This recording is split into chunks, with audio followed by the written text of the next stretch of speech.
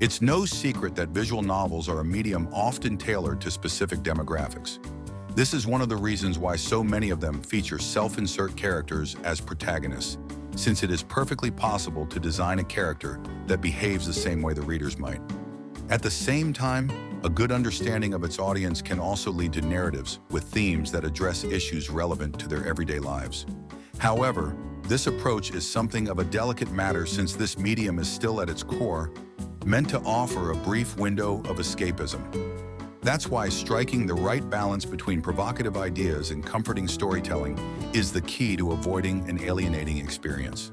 Today's game is one of those that attempts to delve into the complexity of this contradictive narrative approach. Hey there, this is Marin, and this is my review of Sumire.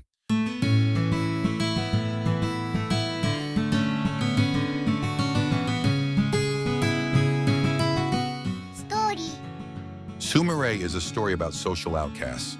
It stars Kenji, a salaryman who, despite his young age, has lost his way in life and is simply going through the motions. He frequents an online game hub themed after the school grounds one would see in a Galgi game. It's a place where otaku hang around simply to chat with each other and spend time together. There he often meets with a couple of his friends, going by the usernames of Pink and Tai. While neither of them has ever met offline, they share a strong bond that they've been fostering for the past 2 years. One day, a new user, named Sumire, unexpectedly logs in as the three of them were chilling. She's apparently not aware of common internet etiquette and joined using her real name, which she quickly changed after being advised to do so by the rest of the group. It doesn't take long for her to be embraced as one of them, becoming another regular in their online sessions. Days pass uneventfully until one day, when Kenji, on his way back home, bumps into a high schooler. Noticing she dropped her student ID, he picks it up, but just as he's about to return it, he realizes the girl shares the exact same name as the newest member of the online gang. As fate would have it, the two of them, due to family circumstances, end up living under the same roof, leaving Kenji in a conundrum, not knowing how to approach her without having her realizing about his online identity. Probably the main key aspect of the story is how it alternates between real-life events and the online game scenes. These two settings have sharply contrasted narrative tones, so much so that it might be a bit shocking at first. Unlike in their ordinary lives, when the characters were immersed in that cyberspace, they would interact with each other highly enthusiastically, constantly throwing jokes and acting in a goofy way. Personally, I found these scenes to be amusing and a good change of pace. They were lighthearted, often poking fun at eroge tropes, but not in a condescending or overly snarky way. Rather, it felt like the type of humor that showed appreciation for the medium, fitting considering that this was an anniversary work. This visible discrepancy between the comedic tone of these portions and the bleaker, down-to-earth side of the story in the day-to-day lives of the characters was really effective at highlighting their personal issues. To me, the game's greatest strength lies in its psychological portrayal of the main members of the cast. There were some scenes that hit particularly close to home, and I'm sure they will also resonate with many other readers as well. These characters are basically 4 lonely individuals who try to cope with their personal struggles in their own ways. Whether by hiding their true emotions, pushing others away, or simply choosing to be alone from fear of being ostracized, they have fallen into negative mental loops, stemming from their feelings of depression and social anxiety. The online Galgi game, in turn, serves as a temporary escape, allowing them to disconnect from reality and be the type of person they wish to be. I found this story framework to be especially relevant within the modern-day online landscape, now that platforms such as Discord or Reddit have made it commonplace to be part of a community of individuals with shared interests. It was also clever how, as the story progressed, the online scenes became less frequent, somehow reflecting the characters' development, their growth, and their ability to finally touch grass. Probably the hardest skill a human can master. At any rate, the game is essentially structured into 3 distinctive chapters, each one focused on one of the 3 main girls. It sort of follows a ladder structure, but in reality, it is just one linear story with H scenes intersected depending on the girl you pick through your choices. Among them all, I found that the titular Sumire had the strongest narrative. Her personal struggles were very well depicted, largely due to the game's dual perspective, which offered a closer look into her day-to-day life and insecurities. Her story primarily explores the relationship between her and the protagonist, with Kenji being aware of her online persona. This created an interesting dynamic where he tried to support and care for her while simultaneously distancing himself from her in the real world.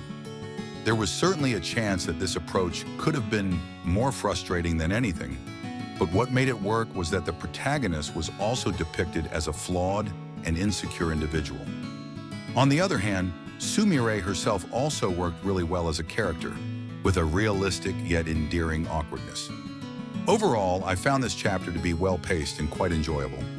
The following chapter centers on the real-life counterpart of Pink, the high-spirited, high-energy character.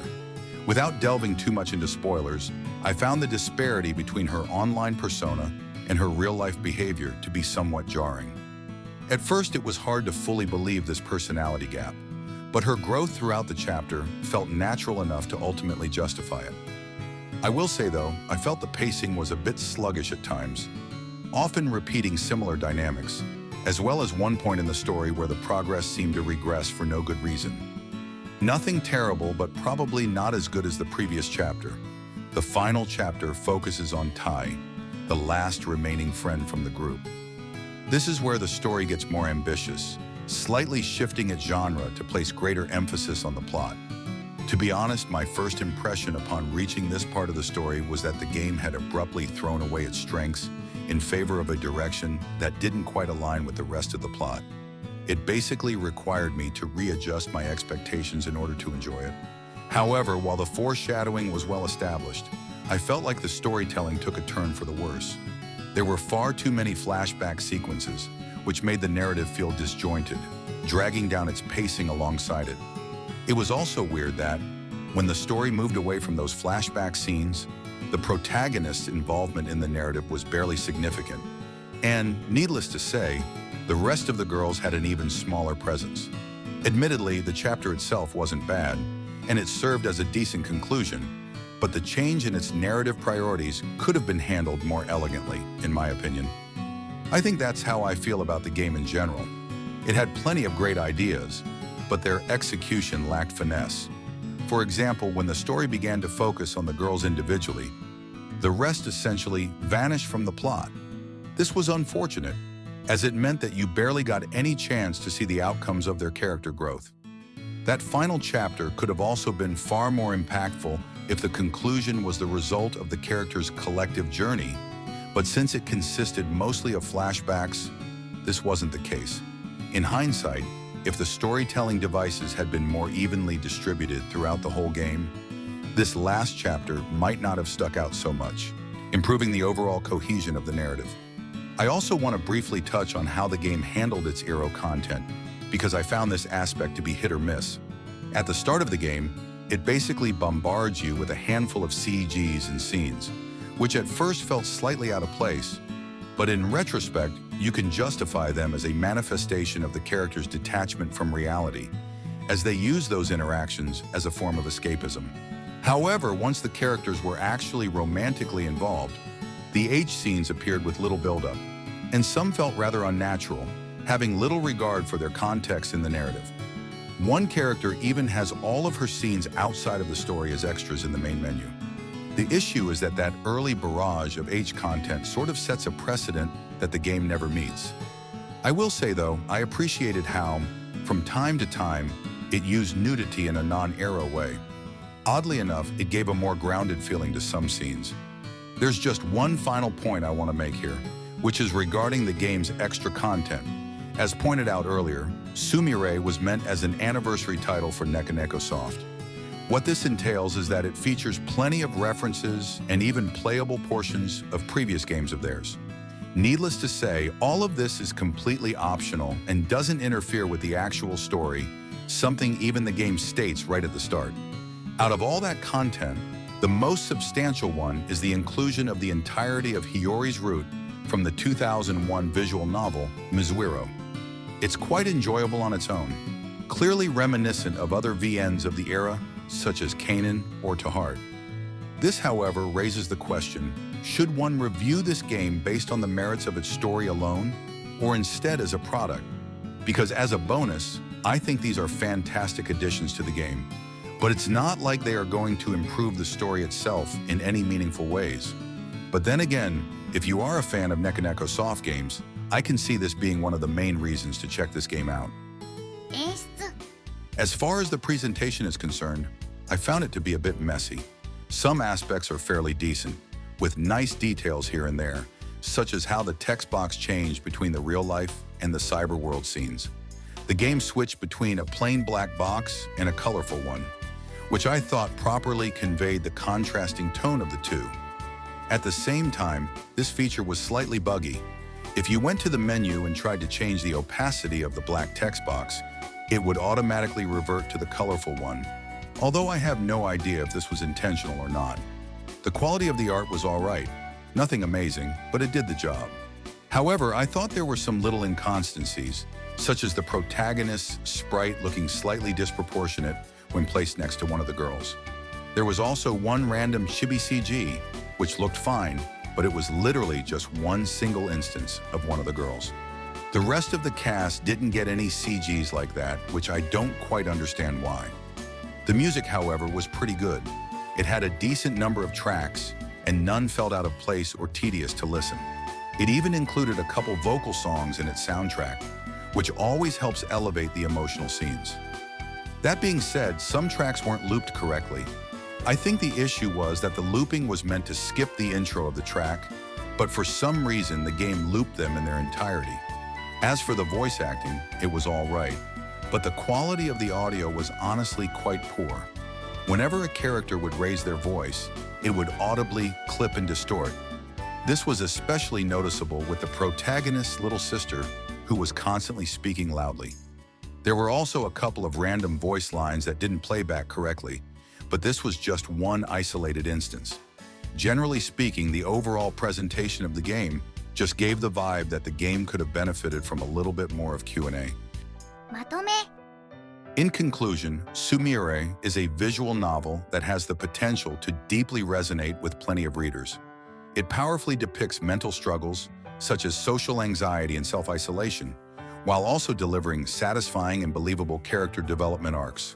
That being said, some points regarding its storytelling and general presentation show a lack of polish that, while not too extreme, can detract from the overall experience. It's however worth mentioning that this game also serves as a celebration of Nekoneko Soft's history, so if you are a fan of their previous works, this should probably be a no-brainer. For the rest of us, even with its flaws, Sumire remains an enjoyable and at times impactful journey. I give Sumire a 7 out of 10. And that's going to be it for the review. As I said, if you have played games such as Mizuiro, Narcissu, Giniro, or other titles of this developer, feel free to bump the score a point or so. I do think this game really delivers on the fan service front. Even outside the references to other games, it also includes developer commentary, which I think it's a pretty neat touch. Besides, this game often goes for really cheap during the sales at Fansa, so maybe check it out if you are interested. Anyways, as always, thanks for watching. Mirin out.